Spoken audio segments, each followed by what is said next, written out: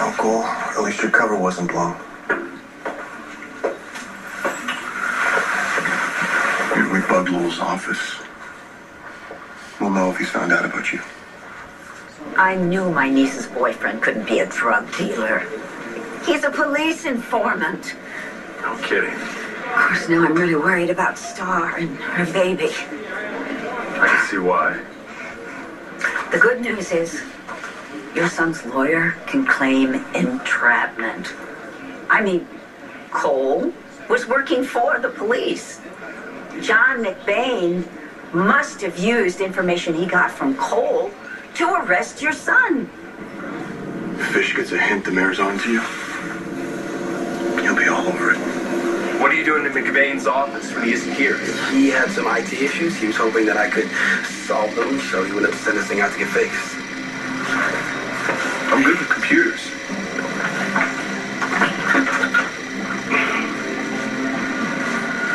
What's this gizmo? Dad, please don't do anything.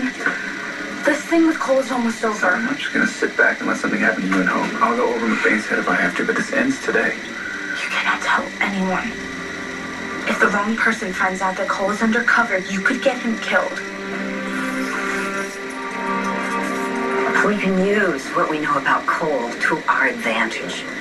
Basically, you and John want the same thing, right? You want to find out who is responsible for the recent uptick in illegal drug trafficking in Landview, right? So we go to John. We tell him that we know all about Cole, but that we don't want to blow Cole's cover. We just want to get your son exonerated of those charges against him. Et voila. We accomplished two things at the same time. We got the charges dropped against Justin, and we protect Cole. Thank you, Dorian. You've saved the day. That's my job. I'll take it from here. Wait, why don't you let me handle it?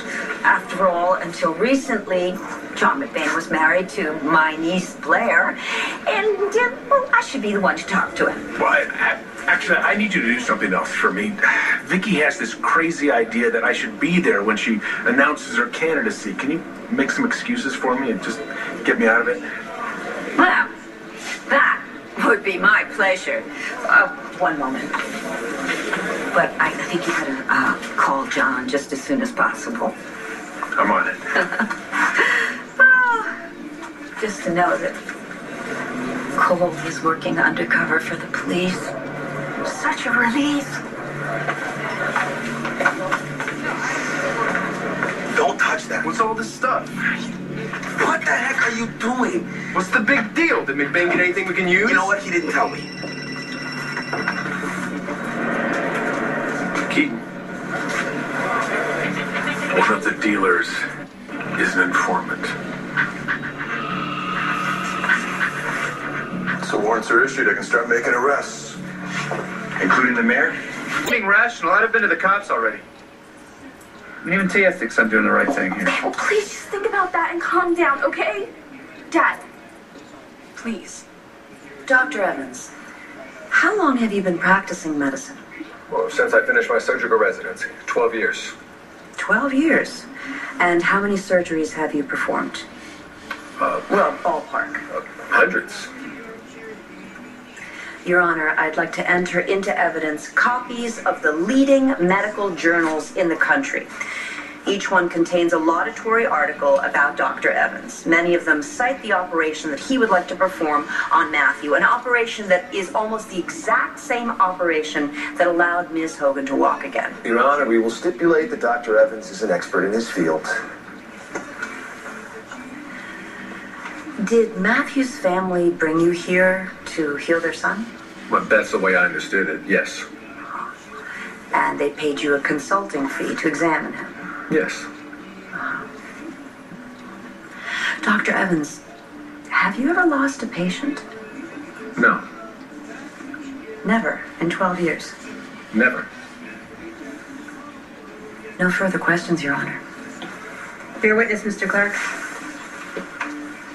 What's at issue in this case is consent. Dr. Evans, who exactly brought you here? Who paid your fee? Clem Buchanan. And is your appearance a surprise to Matthew's parents? Well, Clem Buchanan recently married Matthew's mother. He was Matthew's stepdad. Oh, that's true. But that doesn't make him the legal guardian. Objection.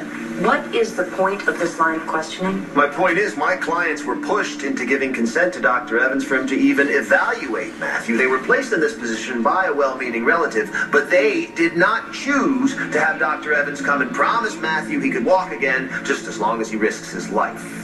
You may continue, Mr. Clark. Honey, I'm just really worried about you and Hope. Then I'll keep your secret for you. I promise. Yeah.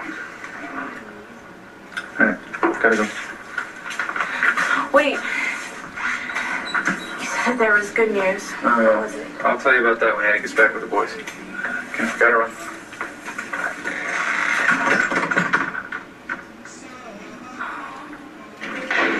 John, make sure you tell them Mom and Star what's going on. Right? Tell them that they have to be careful, but they can stop worrying about me. I'll talk to them after I check in with Fish. You hang in there.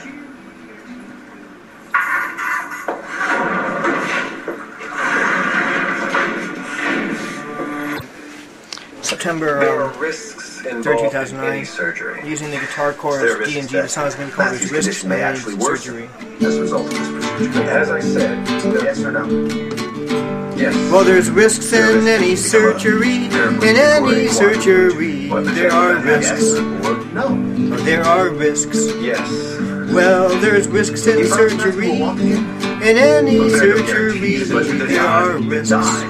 Well, there are risks. The question is, do you want to take them or leave them aside? Well, if you don't do it, then you just might die.